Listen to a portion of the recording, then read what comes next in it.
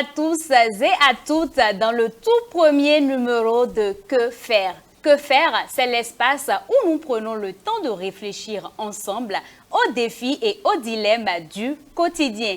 Ainsi, chaque semaine, nous vous raconterons une histoire où nous allons réfléchir ensemble sur ce plateau et apporter des solutions. Ce sera des histoires parfois poignantes, parfois surprenantes, mais toujours porteuses de leçons de vie. Mesdames et messieurs, bienvenue dans Que faire? Sur ce plateau, je ne suis pas seule, je suis en bonne compagnie et tout au long de ce premier numéro, je suis avec des hommes qu'il faut pour discuter de sujets poignants. Je vais les laisser se présenter à vous, chers téléspectateurs. Je commence par ma droite. Bonsoir, Merci. pasteur. Bonsoir, Eunice. J'espère que vous allez bien. Oui, par la grâce de Dieu. Super. Présentez-vous à nous, chers téléspectateurs. Moi, c'est le pasteur Brice Didi Moussou. Je suis pasteur de jeunes. Je travaille plus avec la jeunesse depuis pratiquement une dizaine d'années. Et je suis aussi animateur. D'accord, super. À ma gauche, celui qu'on ne présente plus. Bonsoir, pasteur. Oui, bonsoir Eunice. Présentez-vous à nos chers téléspectateurs. Bonsoir à tous les téléspectateurs. Moi, c'est le révérend Thido Prudien-Semé. Je suis psychosociologue, je suis pasteur Assemblée de Dieu. Alors, pasteur sur l'église d'Agla à Ploumé, à Cotonou. Je suis coach, je suis consultant et je suis formateur en développement personnel, en question d'entreprise et en question de famille.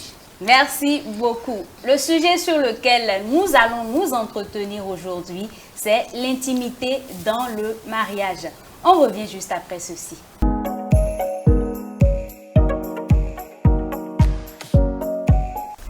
Pasteur, on parle aujourd'hui de l'intimité dans le mariage.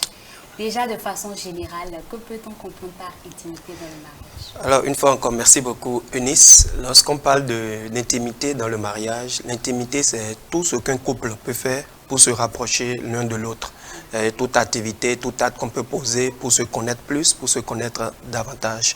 Donc, c'est ça qu'on peut appeler intimité. D'habitude, nous pensons que quand on parle d'intimité, ça se limite seulement au sexe, à la vie sexuelle. Mais l'intimité dans un couple ne se limite pas que à la vie sexuelle. De façon générale, c'est tous les actes que le mari et la femme peuvent entreprendre pour apprendre à se connaître, pour plus être en communion, pour se souder davantage. C'est ce que je pourrais dire. D'accord, merci. Coach, qu'est-ce que vous comprenez de ce sujet? L'intimité au sein du couple, c'est tout ce que alors le mari et la femme doivent faire pour s'amuser. En fait, Dieu met l'homme et la femme ensemble pour s'amuser et se découvrir, vivre dans une symbiose, vivre dans une harmonie. Et lorsqu'on parle même d'intimité sexuelle, il y a beaucoup d'autres choses qu'il faut faire pour que cette intimité sexuelle-là soit parfaite. Et c'est de ça qu'il s'agit. Voilà. Aujourd'hui, spécialement, nous allons nous concentrer sur les relations sexuelles. Un couple peut-il survivre sans relation sexuelle? Si on parle de couple, c'est forcément à cause du sexe que les deux se sont mis ensemble. Parce que les deux partenaires, que ce soit l'homme, que ce soit la femme, chez leurs parents, ils arrivaient à pourvoir aux cinq besoins fondamentaux. Mais si on s'est marié, c'est à cause du sexe qu'on se marie. Donc c'est pour une vie sexuelle qu'on se marie. Beaucoup croient que c'est pour avoir d'enfants, d'accord. Même si pour avoir l'enfant, il faut faire quoi? C'est encore la sexualité. Et lorsque les enfants vont grandir, ils vont partir. On n'a jamais vu que la femme a dit, bon, mon boulot est fini, je dois maintenant rentrer chez mes parents. Non. Donc ça veut dire que la sexualité continue. On se marie pour le sexe. Oui. Êtes-vous du même avis que nous? Oui, moi je répondrai à ta question en disant en même temps oui et non. D'accord. Oui, parce que comme nous l'avons lu dans Genèse, Dieu a dit l'homme quittera son père et sa femme et sa mère, oui. Les deux deviendront une seule chair. Et la Bible dit multipliez-vous, remplissez la terre. Donc lorsque un mari et une femme viennent ensemble dans un mariage, c'est pour s'accoupler et faire des enfants, s'élargir. Donc dans ce sens, on peut dire on ne peut pas vivre sans le sexe. Maintenant, deux personnes, c'est-à-dire peuvent venir ensemble, mais dans un autre objectif, c'est un mariage. Parce que le mariage, c'est un contrat, en fait. Donc, nous signons un contrat, nous sommes ensemble, pas forcément pour aller au sexe, pas forcément pour pour faire d'enfants, ok? Mais nous vivons ensemble quand même, nous sommes mari et femme, pas forcément dans un esprit de... le sexe, comme nous l'avons dit, il y a plusieurs autres manières de se connaître, de se découvrir, à part le sexe. Donc si c'est seulement pour le sexe qu'on se marie, je pense que le mariage n'est pas alors complet. Au cas où peut-être à un moment donné du mariage, le sexe ne fonctionne plus, ou le sexe n'est plus dedans, on risque de divorcer. Je connais un couple comme ça où le mari a eu un souci. Des années après le mariage, ils ont déjà 3-4 enfants. Le mari a eu un souci sexuel et ne pouvait plus aller au sexe avec sa femme. Et la femme a décidé de divorcer. On a tout dit, on a parlé, la femme a dit, elle ne pourra pas supporter. Pourquoi? Parce que déjà dans sa tête, on va au mariage pour le sexe. Donc quand il n'y a pas le sexe dedans, ce n'est pas possible. Mais moi je pense que deux personnes, un homme et une femme, peuvent venir ensemble pour dire, ok, nous sommes ensemble, et il n'y a pas de sexe dedans, on peut vivre ensemble comme mari et femme comme ça, sans le sexe. Ah bon. Dans ce cas, pour vous, quel est l'impact du sexe dans le mariage? Non, c'est ça, on dit, le sexe fait partie des éléments que Dieu a donnés au couple pour se connaître. Le sexe n'est pas le seul élément que Dieu a donné au couple pour se connaître davantage. Donc il y a plusieurs autres éléments. Donc le sexe fait partie de ces éléments. Donc si le sexe est absent, ça ne veut pas dire que le mariage n'existe plus.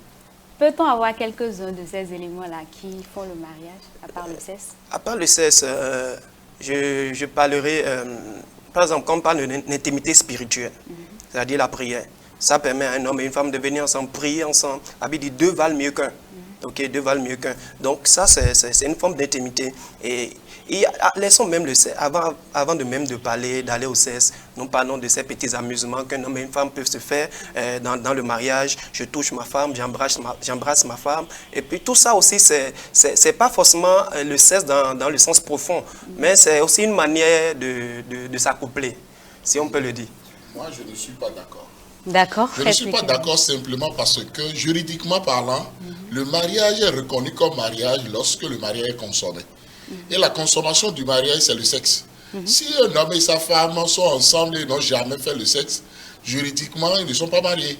Ah bon? Non, il faut pouvoir aussi respecter la loi alors du pays.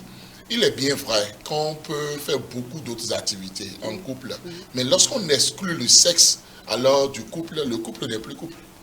Il faut qu'on se dise la vérité. Mais maintenant, écoutez. Oui. Maintenant, si avant de se marier, le mari dit à sa femme, à sa future femme, je vais dire, les prétendants se disent, bon, j'ai un problème sexuel, mais je voudrais quand même que tu sois ma compagne. Et les deux s'entendent sur ça. Ça là, c'est à part. Justement, c'est de ça. Maintenant, si on n'a pas fait ce travail préalable, il n'y a pas eu ce consentement préalable, et on rentre maintenant dans le mariage, avant maintenant de dire, bon, maintenant comprends-moi, on s'est marié, il n'y aura pas le sexe dedans. Non, là, ce serait carrément de la tromperie. C'est du mensonge. Ce mariage-là n'est même pas un mariage parce que c'est basé sur du mensonge. Mais si au préalable, un travail a été fait, et le contexte dans lequel nous sommes en train d'évoluer, alors, actuellement, nous devons nous dire que ce n'est même pas possible un instant que deux prétendants, deux fiancés, alors s'entendent pour ne pas aller au sexe et se marier quand même. Pourquoi? Parce qu'après le mariage, que ce soit la famille et la belle famille, que ce soit la communauté religieuse, la société, tout le monde attend une progéniture. Voici que déjà l'homme a un problème, ou bien c'est la femme qui a un problème au niveau de son appareil génital, et il y a eu déjà une entente implicite des deux avant de se marier. Là, on va commencer par jeter toutes les pierres, soit à la femme, soit à l'homme, et puis les deux ne pourront même pas se justifier parce que c'est un secret. Et ce secret-là doit être gardé par ce couple-là. Pour que ça marche, ils doivent quitter forcément leur milieu, alors social, où ils doivent aller rester quelque part où on ne les connaît pas. Là, ça ne va pas poser un problème. Mais si, alors les parents sont là, sont en train de les observer. Ils ont évolué dans un même milieu. Et maintenant, ils se sont mariés où tout le monde dit, bon, après 1 an, après 2 ans, après 5 ans, on n'entend rien. On va commencer par leur poser des questions. Et là, il y aura vraiment des problèmes. Donc, si cette entente-là existait, bon, c'est possible. Mais si c'est dans le mariage, on va dire, bon, maintenant, on va s'entendre, il n'y aura pas de sexualité. Maintenant, si au cours de la vie sexuelle, il y a un problème, on était déjà bien ensemble, des problèmes peuvent arriver. C'est notre capacité à surmonter les problèmes qui font de nous des vainqueurs, des victorieux. Donc, c'est très important qu'à un moment donné, on peut avoir une part sexuelle. On peut avoir une part érectile. La femme peut être malade d'une manière ou d'une autre, ou pendant un temps, Les deux n'iront pas au sexe. Mais ce n'est pas pour autant qu'on va dire que les deux sont en couple et s'entendent sans sexe. Non. D'accord. Doit-on comprendre par là que avant le mariage, il faut aller au sexe? Avant le mariage, il ne faut jamais aller au sexe, mais il faut discuter sexe. D'accord. Lorsqu'on ne discute pas sexe, lorsqu'on ne sait pas vraiment dans quoi est-ce qu'on est en train de s'engager, là, ça va devenir difficile. Parce que si l'homme a des problèmes de sexualité, si l'homme a des addictions et il ne se soigne pas, j'ai toujours dit dans mes écrits ou bien dans mes audios de formation, ou bien même des formations en présentiel, j'ai toujours dit que le mariage n'est pas un hôpital. D'accord. Il faut se soigner avant de rentrer dans le mariage, pour ne pas croire que non, que c'est dans le mariage qu'on ira maintenant pour aller guérir de ces problèmes de santé. Non. Pasteur, Okay. oui, merci. Je reprécise que ce que je disais, le mariage c'est un contrat, c'est une entente. Oui. Si je m'entends avec ma fiancée, je dis nous nous marierons, mais il n'y aura pas le sexe. On ne peut pas me dire que ce n'est pas un mariage. Ce n'est pas parce qu'il n'y a pas le sexe dedans qu'on dira que ce n'est pas un mariage. La Bible dit dans Genèse 2, verset 24, c'est pourquoi l'homme quittera son père et sa mère et s'attachera à sa femme. Ils deviendront une seule chair. S'attachera à sa femme et non à un sexe. S'attachera à un homme et non au sexe. Donc on ne marie pas le sexe, on ne marie pas la sexualité, on marie un homme. On marie une femme. Donc, celui que tu as aimé, ce n'est pas le sexe que tu as marié, au fait, mais c'est l'être humain que tu as marié. Donc, qu'il y ait le sexe ou pas, le mariage évolue. Mais il est dit dans la Bible qu'allez multiplier la terre.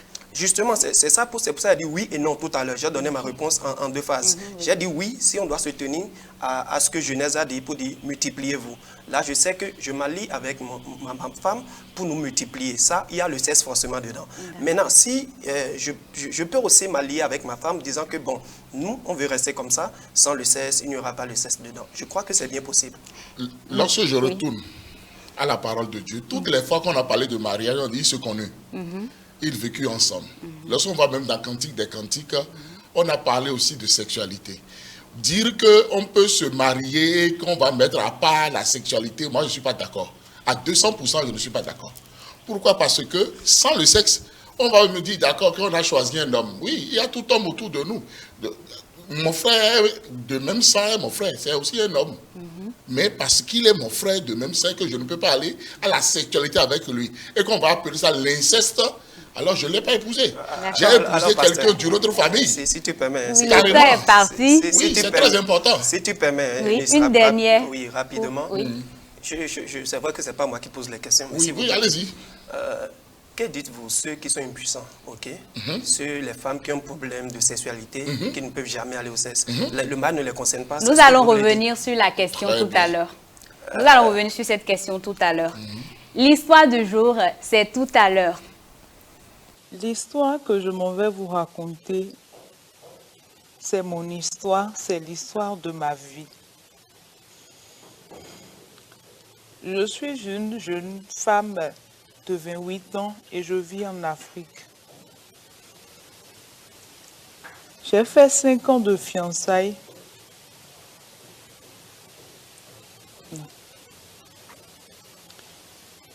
L'histoire que je m'en vais vous raconter, c'est l'histoire de ma vie. C'est l'histoire de mon couple.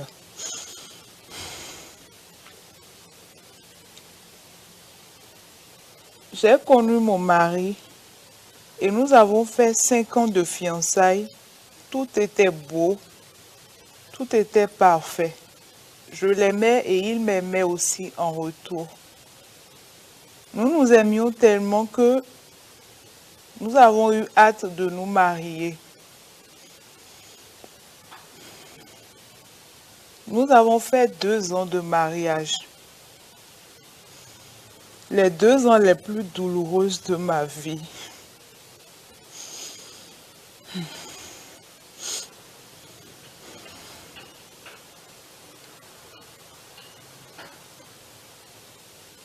Nous avons respecté les principes religieux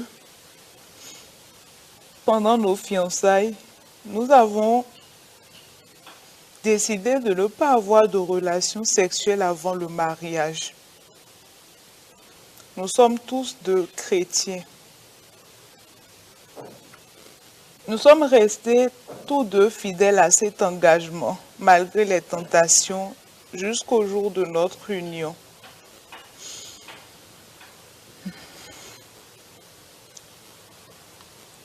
Juste avant le mariage, nous avons effectué tous les examens médicaux nécessaires et tout semblait en ordre.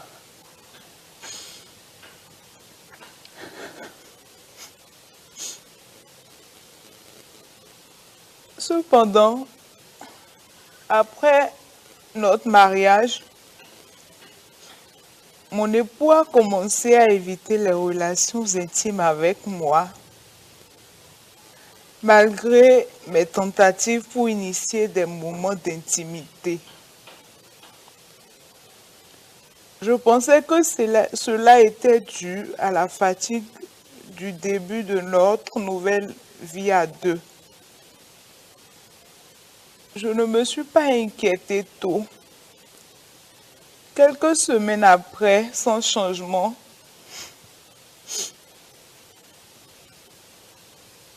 j'ai cherché des astuces pour séduire mon mari, espérant l'encourager à passer à l'acte.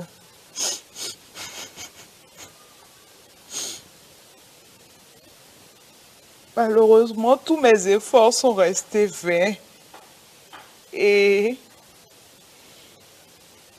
peu à peu, j'ai découvert que mon mari souffrait d'impuissance. De longues années, a subi la pression familiale, la pression de la belle famille, des amis, de l'entourage, de ma famille également.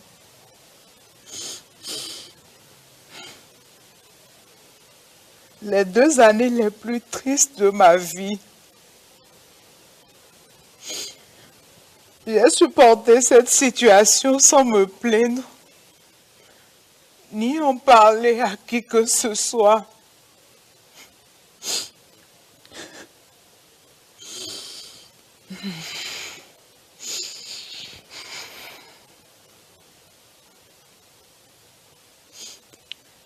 Nous avons essayé en vain de résoudre la situation.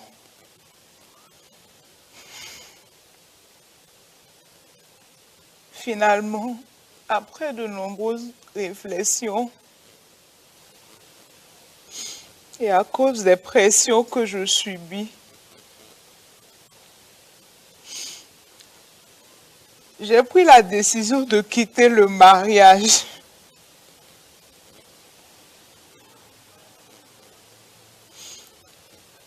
J'y ai mûrement réfléchi et je ne sais pas quoi faire.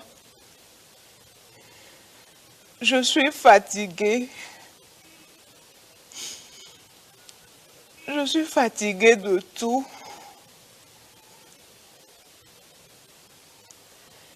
Fatiguée de tout ce que je subis au quotidien en tant que femme au foyer.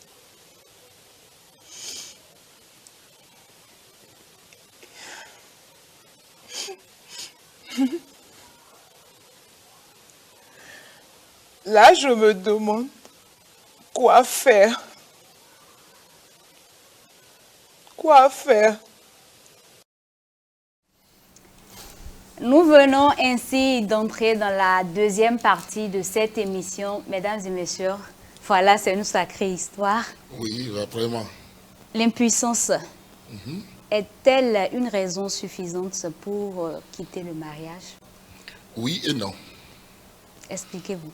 Oui, lorsque cette impuissance-là a été cachée à la partenaire et les gens sont rentrés dans le mariage, et c'est dans le mariage qu'on fait la mauvaise surprise à la partenaire de lui dire « je suis impuissant ». Et dans ce cas-ci, maintenant, c'est après 2 ans, alors de souffrance, de pression, d'injures, d'attaques et de beaucoup de questionnements, que la femme découvre que son homme est impuissant. Ce n'est pas normal. Pasteur Brice, que pensez-vous de cette histoire? Déjà, j'ai noté certains points quand je suivais l'histoire tout à l'heure. Au début, il dit « nous nous aimons tellement que nous avons hâte de nous marier. Et il a parlé de l'amour, nous nous aimons, c'est-à-dire il s'aimait. Et après, il dit, quand il a découvert, mais elle a découvert que son mari est impuissant, maintenant elle dit, elle a envie de quitter. Maintenant, pour moi, le problème, ce n'est pas d'abord quitter. Tu veux quitter pourquoi? C'est là la question. Est-ce que tu veux quitter parce qu'il est impuissant ou bien tu veux quitter parce qu'il t'a caché son impuissance? Si c'est parce qu'il a caché l'impuissance, je suis d'accord. Et je lui dis, tu peux partir. Parce que quelqu'un qui t'a marié, et il sait qu'il a un problème, et il t'a menti, et t'a pris dans sa chambre comme ça veut dire qu'il faut se méfier de cette personne. Il peut te cacher des choses plus graves que ça. Là, sur ce côté, je suis d'accord. Mais si elle me dit que c'est à cause de l'impuissance du monsieur qu'elle veut quitter, elle n'a jamais aimé le monsieur. Parce que c'est ça, je continuerai toujours à dire, on ne marie pas le sexe, on marie une personne. Ok? Le mariage d'abord c'est un symbole. Et son sens spirituel, c'est que ça illustre ce qui va se passer avec Jésus. Quand on dit que Jésus viendra chercher son épouse, est-ce que c'est affaire de sexe? Il n'y a pas affaire de sexe dedans. Quand on parle de l'intimité avec Jésus, ce n'est pas affaire de sexe. Donc le mariage, c'est ça le symbole au fait. Donc on ne marie pas pour le sexe. Donc si la dame me dit elle veut quitter, parce qu'elle a su que son mari d'abord lui a menti dans les fiançailles, ensuite dans le mariage pendant 2 ans, il lui a caché cela. Moi, je suis d'accord avec elle, tu peux quitter. Mais si elle me dit que c'est à cause de l'impuissance du monsieur qu'elle veut quitter, je lui dirai, tu n'as jamais aimé le monsieur. Mais ils ont fait 5 ans de fiançailles, 2 ans de mariage. La fille est restée vierge jusqu'au mariage. Donc, elle a des envies en tant qu'être humain. Mais comment elle fait dans ce cas? Justement, c'est là le monsieur a failli. Le monsieur, c'est pour ça que je disais tout à l'heure que avant le mariage, on discute. On s'entend. Le monsieur lui dit, voilà comment moi je suis. Est-ce que tu pourras supporter? Si la dame dit, ok, je pourrais supporter, même quand elle a envie dans le mariage, elle sait que c'est un sacrifice qu'elle a fait. Mais du fait que le monsieur ne lui a rien dit, l'envie sera là et puis elle sera en train d'espérer. Et plus tu espères, plus l'envie grandit. Et c'est là le monsieur a fait vraiment du mal à la dame. Donc le monsieur devrait, avant le mariage, expliquer à la dame, voilà ma condition. Maintenant, est-ce que tu es prête à s'engager avec moi? Si la dame accepte, gloire à Dieu. Si elle n'accepte pas, tant pis. Coach, on dit souvent que le sexe renforce les liens de l'amour. Pas seulement renforce le lien de l'amour. Je veux rebondir encore sur cette opinion-là de mon collègue Brice pour dire que Dieu n'a pas créé la sexualité par accident dans le mariage. C'est la base, c'est fondamental. Alors la sexualité, autant le sommeil a un besoin, autant la sexualité aussi a un besoin. Parce que la seconde question que tu as posée tout à l'heure dit, et l'envie. Et il dit qu'on doit gérer l'envie. Comment gérer cette envie-là alors que je suis en couple? J'ai dit tout à l'heure que chez nos parents, nous avons pourvu aux 5 besoins fondamentaux. Se nourrir, se vêtir, se loger, s'instruire, se soigner. On a réglé ça. Mais pourquoi est-ce qu'on se marie? On dit bon que c'est pour épouser l'être, parce qu'on aime l'être. Oui, d'accord. Mais lorsqu'on aime l'être et qu'on se marie, et que Dieu même dit de se multiplier, s'il n'y a pas la sexualité, comment on veut se multiplier? S'il n'y a pas la sexualité, pourquoi il y aura symbiose alors? Lorsqu'on dit l'homme quittera ses parents, la femme, pour qu'il forme une seule chair là. La seule chair dont on parle ici, là, c'est cette symbiose-là. C'est cette sexualité-là, c'est cette harmonie, cette unité que les deux là vont faire dans la sexualité. C'est important. C'est très important. Donc on ne peut pas occulter ça pour dire non. Bon, et donc si c'est à cause de la sexualité que la dame n'a pas raison, mais si c'est à cause seulement du mensonge, non. Il y a tous les plans. Parce que l'homme est unidimensionnel. Il faut qu'on soit équilibré. C'est pas parce que nous sommes des chrétiens qu'on va attaquer la chose du côté spirituel seulement et dire non, que l'homme n'a pas de besoins, l'homme n'a pas fait... Non, nous sommes des humains. L'évangile est holistique. Et si l'évangile est holistique, il faut pouvoir se dire certaines vérités. Cette dame-là a été privée de tout. Il faut se dire la vérité. 1, on lui a menti. 2, elle est restée pendant 2 ans à vivre comme une célibataire alors qu'elle est mariée. Et elle a des besoins. Et ça, la sexualité et l'envie, là, c'est aussi un besoin. Donc, sur ce plan-là, encore, on l'a grugé. Parce que ce monsieur-là ne lui dit pas la vérité. Ce monsieur-là ne veut pas s'accoupler avec elle. Ce monsieur-là ne cherche même pas des solutions. Et voilà. Donc, il faut se dire la vérité. Et maintenant, sortant même du cadre spirituel, du côté juridique, lorsque le mariage n'est pas consommé, ce n'est pas un mariage. Ça, là, je reviens encore sur ça. Les gens du droit ne sont pas tombés des murs. Ils ont réfléchi. Et très souvent, les gens s'inspirent toujours de la parole de Dieu pour dire beaucoup de choses. En droit, lorsque le mariage n'est pas consommé, ce n'est pas un mariage. D'accord, le pasteur a quelque chose à y ajouter. Oui, je ne suis pas contre ce que vous entendez dire, pasteur. Je ne suis pas du tout contre ça. Quand le mariage n'est pas consommé, ce n'est pas un mariage. Mais les deux couples peuvent s'entendre pour dire, nous on se marie, non pas pour aller au sexe. Moi, je ne vois pas ce qui est impossible là. Ce n'est pas du tout impossible. C'est possible. C'est pour ça que je vous posais une question tout à l'heure. Il y a des gens qui sont nés impuissants. Il y a des femmes, ce n'est pas seulement les hommes. Il y a des femmes qui sont nées avec des anomalies où elles ne peuvent jamais aller au sexe. Elles ne peuvent pas pratiquer la sexualité. Maintenant, est-ce qu'on va dire que ces gens de personnes, le mariage ne les concerne pas? Permettez-moi vraiment de répondre à cette question. Oui. Lorsque je sais que j'ai des limitations dans un domaine, je dois pouvoir dire ça clairement. Oui, c'est de ça que je parle. Donc ça veut dire que si quelqu'un accepte rentrer en mariage avec moi, cette personne accepte alors se mettre en prison dans un certain sens. Et devenir mon docteur, mon médecin, mon psychologue dans ce sens-là parce qu'on s'est entendu. Là vraiment, là, le mariage devient vraiment un contrat où on s'est déjà entendu dès le début que je ne peux pas aller à la sexualité avec toi. Maintenant, si tu m'épouses, tu me dis aussi pourquoi tu m'épouses. Parce que des femmes peuvent accepter entrer dans de tels mariages pour l'argent de ce monsieur-là. Mais, il y a un mais. Parce qu'en allant, si ce monsieur-là est jaloux et ne voudrait pas voir sa femme s'accoupler avec un autre homme pour qu'on parle d'infidélité, là, ça veut dire qu'il faut vraiment sceller correctement le contrat. Sinon, si quelqu'un est impuissant, il ne faudrait pas qu'il s'engage dans le mariage. Ça, il faut que nous soyons clairs là-dessus. Que dit la religion ou la Bible, pardon, concernant le divorce dans une telle situation? Non, comme le pasteur l'a dit tout à l'heure, une fois que le mariage n'est pas consommé, déjà même, je n'appellerai pas ça, j'appellerai ça un faux mariage. Parce que le mariage a été sur une mauvaise base. Voilà. Le monsieur a menti. C'est là où c'est sur le mensonge que moi je me base pour dire ça. Donc le monsieur a menti à la femme et au lieu de déclarer son état, il n'a pas déclaré. Là, moi je ne suis pas. Donc ça là, on peut encourager, même en tant que pasteur, on peut encourager cette femme pour dire si tu ne peux pas supporter, il faut quitter. Et j'insiste toujours, vous savez, nous sommes dans une génération où j'ai l'impression qu'on est en train de trop exalter la sexualité. C'est comme la sexualité est devenue un dieu et que sans la sexualité, il ne peut pas avoir de mariage. Moi, avec cette mentalité, je ne suis pas d'accord. Nous sommes des enfants de Dieu.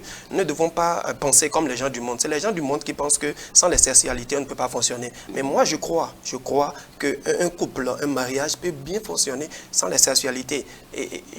Nous sommes des adultes et je crois que c'est les adultes qui nous suivent. Ce n'est pas seulement la pénétration qui donne peut-être, je dirais, la satisfaction sexuelle. Okay? Et puis, il y a d'autres manières qui peuvent satisfaire une femme sans forcément la pénétration. Et vous savez bien de quoi je parle. Donc, on ne va pas dire que si le monsieur est impuissant, qui ne s'engage pas dans le mariage, que le mariage ne le concerne pas. Le mariage peut le concerner. Mais comme on le dit, c'est une question de contrat. Je dis à la personne, voilà comme ça je suis. Je ne peux pas faire ci. Est-ce que tu peux? Si oui, s'il peut, alors on s'engage ensemble. Donc, je voudrais vraiment qu'on efface de la tête cette mentalité selon laquelle, sans le sexe, il n'y aura pas de mariage. Sans la sexualité, il peut pas y avoir de symbiose entre un homme et une femme. Ce n'est pas le plan de Dieu. Le plan de Dieu, vous savez, c'est ça. Tout à l'heure, j'expliquais le vrai sens du mariage entre Jésus et l'Église, l'époux et l'épouse. Il n'y a pas à faire de sexe dedans. Quand quelqu'un me dit, sans la sexualité, il ne peut pas fonctionner avec moi, ça veut dire qu'il ne me marie pas. Il marie mon sexe. C'est ça. Mais au cas où la femme décidait de rester, comment le couple peut-il gérer les pressions familiales? Justement, c'est là vraiment la vraie question. Parce que là, on va devoir maintenant expliquer ce qui se passe à la famille. On va devoir expliquer ce qui se passe alors à la communauté religieuse. Pour que cette femme-là cesse d'avoir des coups pour rien. Parce qu'en Afrique, précisément, lorsqu'un couple ne conçoit pas, lorsqu'on attend, ne trouve rien, on commence pas à alors juger la femme. Même si ce n'est pas la femme qui est mise en cause dans ce cas-ci. Et tout à l'heure, mon collègue était en train de dire quelque chose, et ça, c'est facilement dit. Mais, sur le plan psychologique, il y a des choses qu'on croit faciles, mais ce n'est pas facile. Un homme ne peut pas alors accepter qu'on l'insulte d'impuissant, même s'il est impuissant. Justement. Psychologiquement, déjà, il se sent diminué. Un homme qui est impuissant se sent diminué. Donc, avoir le courage de s'engager avec une femme et se dire qu'avec seulement les caresses, les attouchements, avec même une pénétration, même rien qu'avec la main, elle va être satisfaite, tout ça là, on n'aura pas quelque chose d'autre que ça. et tu ne vas pas concevoir, tu n'auras pas d'enfant. Donc il faut alors permettre à cette femme-là d'aller rencontrer son père et sa maman, ou bien sa famille, pour dire, bon, je veux m'engager dans un contrat où je n'aurai pas d'enfant. Qu'est-ce que vous en pensez? Je veux vos conseils, je veux vos prières, je veux votre accompagnement avant d'aller m'engager. Parce que ce que nous sommes en train de dire, lorsqu'on dit par exemple que le mariage ne concerne pas seulement deux êtres, mais même bibliquement, on le sait. Maintenant, si le mariage ne concerne pas seulement deux êtres, c'est seulement les deux qui se sont entendus, qui ont fait leur contrat et qui ont dit qu'il n'y a pas de sexualité dedans. Donc il n'y aura pas de progéniture aussi. Parce qu'il n'y a pas de sexualité, où est-ce qu'on aura alors la progéniture? Alors que ce Dieu même dit de se multiplier. Oui. Ou bien. Bon, donc par conséquent, alors, donc, on y va. Mais on doit s'expliquer. On doit s'expliquer. S'il vous plaît, Nice. Oui.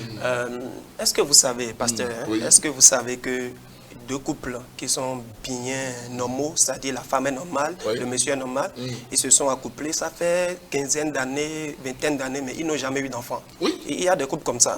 Alors, comment ils gèrent? C'est la même manière qu'on peut gérer aussi ce cas. Vous savez, on peut gérer ce cas même sans informer la famille. Et ce n'est pas, on n'a pas de compte à rendre normalement à une famille. Je comprends quand vous dites que c'est deux familles qui se marient. Et aussi, on expliquait à la famille, on n'a pas eu d'enfant. Par exemple, moi, je me suis marié 3 ans après, on n'avait pas encore d'enfant. On priait pour l'enfant. C'est 3 ans après que Dieu nous a fait grâce. Ma femme est tombée enceinte. Et puis, la famille mettait la pression au début. Ah, pourquoi depuis? Même l'église aussi. Ah, pasteur, qu'est-ce qui se passe? Tout ça là. Mais finalement, ma femme est tombée enceinte. Donc, Dieu, et je voudrais profiter pour dire, l'impuissance se soigne aujourd'hui. Vous savez, l'impuissance se soigne. Je lisais la dernière fois sur Internet où on disait il y a des gens qui soignent l'impuissance. Ça, c'est un. Même si un homme ne peut pas soigner ça, moi, je crois en la puissance de Dieu. Je crois que si cette femme qui vient de parler, si elle aime réellement le monsieur et qu'elle exerce la foi, elle dit, bon, Seigneur, je ne suis pas mariée à cause du sexe, mais il y a aussi ça là-dedans. Elle exerce la foi. Dieu peut l'exaucer et ce mari-là devient puissant. Et puis, ça marche. Mais pendant 10 ans, si rien ne se fait. C'est pour ça que je dis, on ne peut pas se marier à cause d'un intérêt, en fait. C'est ça, c'est cette mentalité que je voudrais qu'on efface. On ne se marie pas parce qu'on vise quelque chose. Non, il n'y a pas un intérêt. Ça veut dire que c'est un amour basé sur un intérêt. Vous comprenez? Si l'amour est basé sur un intérêt, bon, il y a d'autres qui se marient à cause de l'argent d'un homme. Donc le jour où l'argent de l'homme finit, qu'est-ce qu'elles vont faire? Elles vont quitter le mariage aussi. Vous allez leur permettre de quitter aussi parce que l'argent est fini. Mais avant le mariage, comment les conjoints doivent-ils s'aborder par rapport à ce sujet qui est un peu sensible? Et c'est un peu là que moi, tout de suite, je n'ai pas condamné ce monsieur. En fait, vous allez penser que je défends quelqu'un, mais je suis un serviteur de Dieu. Des fois, je me mets à la place des autres. Je ne condamne pas tout de suite ce monsieur parce que ce n'est pas facile à dire. Ce n'est pas facile de se présenter devant celle qui t'aime. Pour dire, ok, tu sais, je suis impuissant et je ne peux pas fonctionner avec toi. Là, on court 2 risques. Le premier risque, la femme va te laisser. Et le second risque, quand la femme va te laisser, les gens vont commencer à poser la question à la femme. Mais pourquoi tu as laissé le monsieur? Quand la femme va commencer à publier, le monsieur il est impuissant. Donc tout le monde commence déjà pas à savoir. Donc c'est un truc qu'il ne faut pas aborder comme ça. C'est pour ça, moi, je conseille souvent aux couples, ceux qui sont fiançailles, il faut avoir un conseiller avec qui vous parlez. Maintenant, tu parles avec le conseiller, voilà mon état. Genre, je veux qu'on use de sagesse pour informer la femme que c'est comme ça. Donc, le conseiller saura utiliser vraiment la sagesse qu'il faut, faire asseoir la femme, lui expliquer les choses qu'il faut et l'amener. Si la femme veut accepter, qu'elle accepte. D'accord. Nous avons recueilli les propos de quelques personnes là que nous allons suivre ensemble. Quand on est avec quelqu'un, c'est pour la vie. C'est pour la vie. Dieu l'a dit. Jésus l'a dit. On ne peut pas quitter son mari parce qu'il est impuissant. Il faut prier pour lui. Dans la prière, nous aurons la solution à tous nos problèmes. Dieu peut tout. Dieu est puissant. Sa puissance est vraiment grande. Donc vous pouvez prier pour changer cette situation. Dans Proverbe 31, Dieu a dit qu'il veut cette femme-là, vertueuse. La femme doit être vertueuse pour gagner son foyer. Tout ce que sa main ne peut pas faire, Dieu peut le faire. Nous devons avoir comme arme la prière. La prière est très importante dans la vie de tout un chacun de nous. Elle doit prier et demander à Dieu, parce que rien n'est impossible à Dieu. La Bible dit tout est possible à celui qui croit. Donc c'est pas la prière. Moi je trouve que c'est pas la prière que ce problème peut être réglé. Et la Bible dit recommande ton sort à l'Éternel et il agira. Donc Dieu est un Dieu fidèle. Et quand on lui demande, il fait toujours. Parce que ce n'est pas à ces maîtrissures que nous sommes guéris. Maintenant, rien n'arrive dans la vie d'un chrétien pas par hasard. Rien n'arrive dans la vie d'un chrétien par hasard. Tout a un but. Et si Dieu a permis qu'elle, femme, se retrouve dans cette situation, c'est pour témoigner de la gloire de Dieu. Parce que Dieu va démontrer sa toute puissance. Parce que si ces miracles, si la Bible dit, voici les miracles qui accompagneront ceux qui auront cru en mon nom. Ils imposeront les mains aux malades et les malades seront guéris. Maintenant, les cas impossibles que le monde pense que rien ne peut arriver dans ces cas-là. C'est dans ces cas que Dieu intervient et nous avons la victoire. Et c'est ainsi, c'est pas sa vie peut-être qui va prêcher l'évangile à d'autres. Moi, j'ai épousé un mari et dans le mariage, j'ai découvert que mon mari est impuissant. Mais on a prié et Dieu a réglé ce problème. Ça, la seule peut amener quelqu'un à confesser le Seigneur et à vouloir le suivre pour découvrir ce Dieu-là. Je ne dirais pas que la femme n'est pas en mesure, n'est pas autorisée à divorcer, comme je ne suis pas autorisé à dire le contraire. Mais ce que nous savons au regard de la parole de Dieu, c'est que le mariage doit être honoré et le lit conjugal exempt de toute souillure. Au temps de Moïse, il a été recommandé que une lettre de divorce soit accordée. Jésus est venu nous éclairer par rapport à cet état de choses pour dire que c'est à cause de la dureté de nos cœurs que Dieu a permis que cela arrive. Aujourd'hui, lorsque nous sommes engagés devant le Seigneur, les hommes de Dieu qui nous conduisent doivent pouvoir bien nous éclairer sur la préciosité de cet engagement-là. L'alliance que nous consentons avec notre partenaire, notre mari ou notre femme, n'est pas un lien qui se détache de son bon vouloir. Voyez-vous, cet engagement ne revient pas à la femme. Vous savez, une marche a été enclenchée. Je suppose que au cours de cette marche, c'était la femme qui était stérile. Les analyses se font bien sûr. Beaucoup de tests aujourd'hui au regard de la science, de l'évolution de la science, on nous permet de nous préparer sur le plan sanitaire avant de nous engager pour le mariage. Et nous faisons beaucoup d'examens, beaucoup de tests.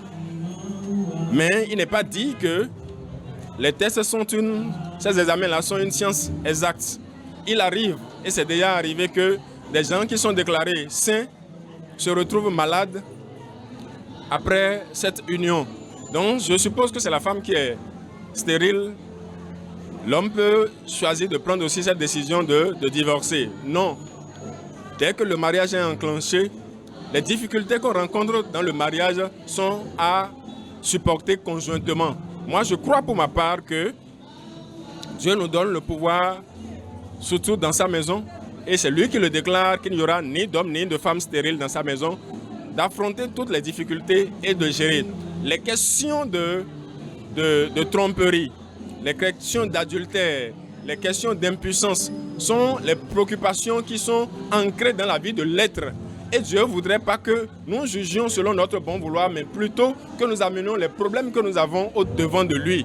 Et c'est lui qui a le pouvoir de nous donner solution. Et il nous donne solution dès que nous allons réellement vers lui. N'oublions pas qu'il est dit dans le livre de Chroniques que Dieu étend ses regards sur la terre et voit ceux dont le cœur est entièrement à lui. Les tribulations, nous allons les connaître en tant qu'enfants de Dieu. Même si nous ne sommes pas enfants de Dieu, les tribulations sont de la nature de l'homme. Mais nous devons les endurer et nous montrer de l'amour les uns pour les autres. Coach, est-ce que la foi et la prière suffisent pour régler les problèmes d'intimité dans le couple? Je dis non. Je dis non et je dis non encore. Parce que dans le cas d'espèce ici maintenant, la dame doit avoir la foi, elle doit prier. Je suis d'accord, à 200% même d'accord. Mais on ne va jamais exclure celui-même qui est impuissant. C'est comme si toutes les fois nous voulons parler, nous parlons à la dame, mais nous ne disons rien à l'homme. Pourquoi cet orgueil masculin-là? Pourquoi faire de ce monsieur-là un féodal malgré que ce soit lui le problème? Non, je ne suis pas d'accord. Parce qu'il est menteur, il est trompeur, il a grugé la femme, Il est temps maintenant que lui-même, il rentre en lui-même. Qu'il soit assez humble pour reconnaître son tort, pour reconnaître sa faute, qu'il se répande. S'il se répand, cette dame-là pourra lui faire grâce, pourra le pardonner. Et maintenant, les deux, la foi des deux va produire le miracle. Mais s'il reste toujours dans sa position, croyant que non, je suis le chef, c'est moi qui produis la richesse ici, c'est moi qui t'ai épousé, donc ce que je dis, c'est ça qui doit passer. Et très souvent, c'est ça. En plus de sa maladie, il devient peut-être un orgueilleux et c'est ça qui a conduit jusqu'à dans cette affaire. Parce que lorsque la dame raconte son histoire, elle parle seulement du cas sexuel. Mais en plus de ça, toute l'histoire qui entoure cette sexualité non assouvie là, on n'a pas eu ça. Donc si ce monsieur-là se comporte vraiment en chrétien, il rentre en lui-même, il pourra avoir de l'aide. Dieu même va opérer le miracle. Parce que le Dieu que nous servons, c'est un Dieu de miracle. Mais il va falloir que lui-même, son cœur soit attaché à Dieu. Qu'il reconnaisse son erreur. Et que maintenant, cette femme-là puisse maintenant rester pour pouvoir l'accompagner dans la prière, pour que le miracle ait lieu. Ou bien que la femme l'accompagne dans les soins. Parce que sûrement aussi qu'ils n'ont pas exploré toutes les possibilités de guérison. Parce qu'en plus de la prière maintenant, il faut aller faire les analyses. Qu'est-ce qu'il faut faire réellement pour la guérison de mon mari? On va y mettre les moyens, on va mettre la prière et Dieu fera de grandes choses à la gloire de son nom. Nous, on ne peut pas conseiller ici seulement, non, on divorce en même temps, non. Toutes les possibilités doivent être recherchées. Dieu, il est le Dieu de toutes possibilités. Rien ne lui est impossible, alors il va donner gloire à son nom. Mais je veux dire vraiment ce mais-là, ce monsieur-là doit revenir, doit descendre de son piédestal, doit être assez humble et revenir à Dieu en se repentant, en reconnaissant vraiment alors son tort, avant même que cette femme-là maintenant puisse l'accompagner. D'accord. Que pensez-vous de... Quel est votre avis par rapport à la question? Merci beaucoup. Moi, parlant de la prière, de la foi, dans la résolution de ce problème, c'est vrai, j'en crois. Je crois que la prière et la foi peuvent faire quelque chose là. Et je dirais à cette dame, si réellement elle a aimé ce monsieur, comme elle a dit, nous aimons tellement, si réellement elle a aimé ce monsieur, qu'elle oublie et qu'elle pardonne le mensonge du monsieur, certainement c'est parce que le monsieur l'aime, que le monsieur s'est tué, parce que le monsieur avait peur peut-être de la perdre, peut-être au cas où le monsieur allait lui dire, voilà comme ça je suis, peut-être elle allait partir, et à cause de l'amour du monsieur pour elle, peut-être le monsieur s'est tué juste là. Et encore qu'il faut se poser la question, c'est à quel moment le monsieur est devenu impuissant? Est-ce que c'est depuis les fiançailles?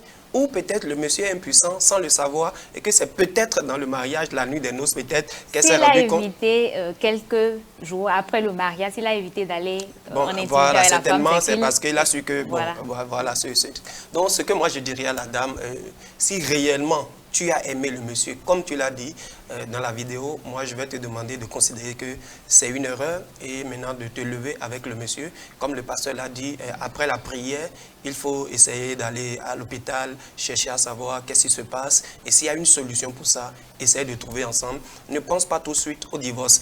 Et quand tu vas divorcer, tu humilies le monsieur sans le savoir. Parce que les gens vont te poser la question, pourquoi tu as divorcé? Tu diras certainement, c'est parce que le monsieur est impuissant. Tu humilies celui que tu as aimé. Donc moi, je vais te conseiller, je sais que c'est difficile, je sais que c'est dur, mais il faut considérer comme si c'est une erreur.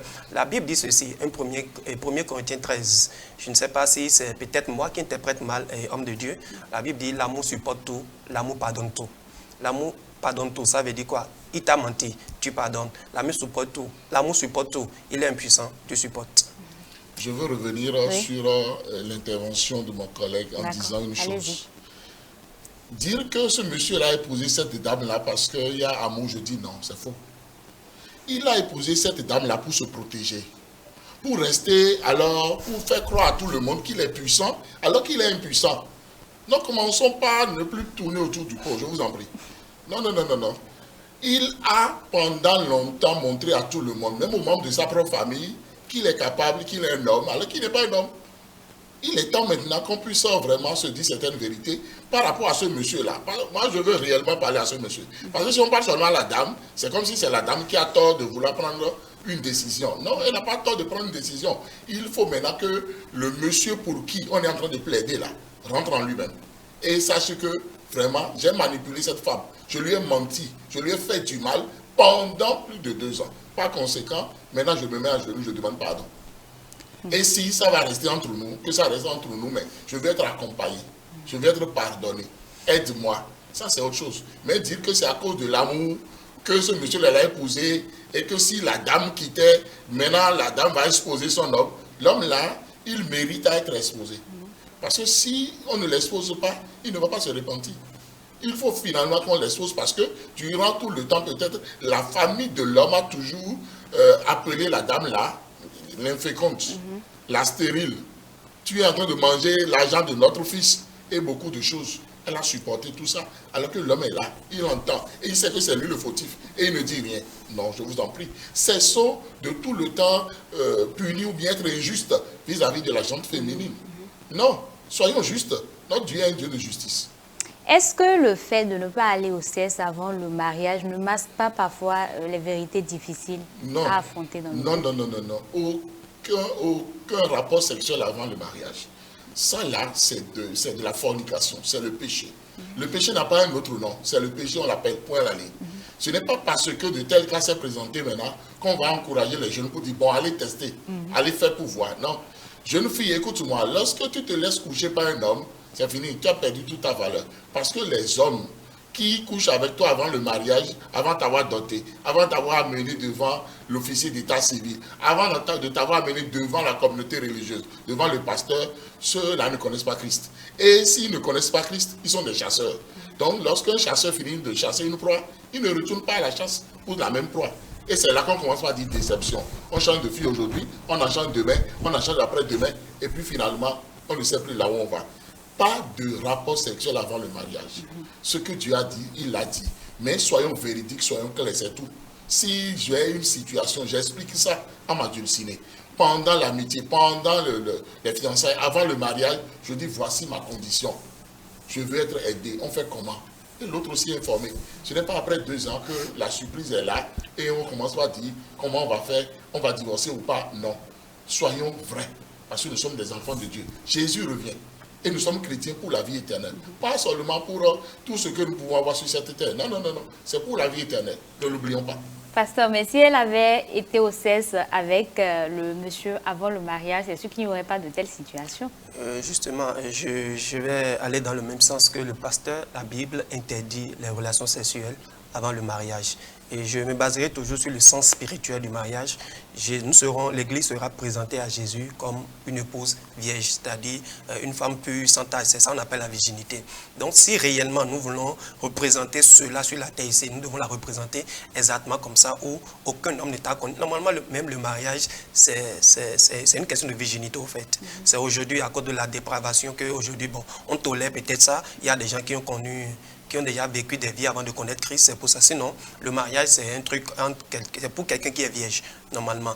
Donc moi, je vais conseiller à une sœur ou à un homme, ne tentez jamais cela, parce que de ces gens de cas se présentent. C'est un peu comme quelqu'un qui va aller acheter des oranges, et il arrive au niveau de l'étalage, il prend la première orange, il mange, il voit que c'est pas doux, il laisse, il prend encore une autre, ainsi de suite. Donc, il risque de laisser beaucoup d'oranges comme ça. Maintenant, à qui ces oranges-là vont revenir?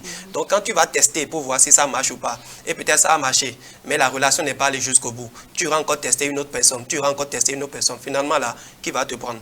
Donc, c'est ça. Quel est votre dernier conseil pour la sœur, s'il vous plaît? Oui, comme je l'ai dit, je sais, et je dirais à la sœur que je sais que c'est très dur ce dans quoi elle s'est mise, c'est très compliqué. Je ne dirais pas que ce n'est pas compliqué, c'est très compliqué, mais comme elle-même l'a dit, qu'elle aime le monsieur, si réellement tu aimes le monsieur et que ce n'est pas autre chose que tu aimes du monsieur, s'il te plaît, patiente-toi et cherche ensemble avec lui une solution. Et je sais que si réellement tu l'aimes, l'amour est plus fort que la mort. Et l'amour est capable de produire le miracle. Et l'amour peut produire le miracle. Je ne suis pas en train d'encourager le monsieur dans ce qu'il a fait, mais je sais que c'est difficile aussi d'en parler, ce genre de choses. Et quand même, comme le pasteur l'a dit, que lui aussi reconnaisse que vraiment il a mal fait et qu'il en parle avec son épouse et que les deux se comprennent, qu'il ne pense pas tout de suite au divorce. Le Seigneur est capable de toutes choses et il n'est impossible à Dieu. Merci beaucoup. Quel est votre dernier conseil pour notre sœur?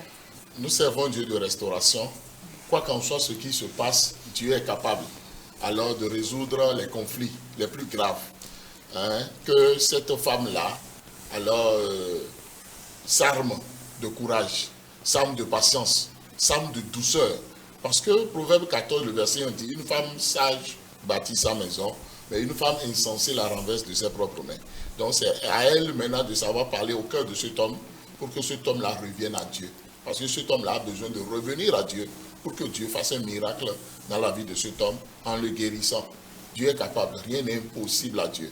Mais il faut forcément qu'il y ait une bonne communication dans ce couple-là pour qu'il constitue maintenant une seule chair, telle que la parole de Dieu le dit, pour pouvoir maintenant braver cette situation et avoir la victoire. Voilà. D'accord. Merci beaucoup, cher pasteur. Merci, révérend. Merci d'avoir été des nôtres. On espère que la sœur a eu gain de cause. Nous prions que Dieu soit avec vous, qu'il vous fortifie et qu'il vous aide dans cette épreuve très difficile. Nous sommes à la fin, chers téléspectateurs. Avant chaque émission, vous aurez l'histoire de l'émission qui va suivre sur nos différentes pages, sur nos écrans, nos pages Facebook et YouTube. Prenez le rendez-vous, commentez, partagez. Vous pouvez également nous envoyer vos histoires au numéro 61 31 07 70. Je répète pour vous, c'est le plus 229 61 31 07 70. Envoyez-nous vos histoires, partagez vos apports, vos avis avec nous sur ce numéro également. Merci de nous avoir suivis. On se donne rendez-vous très prochainement.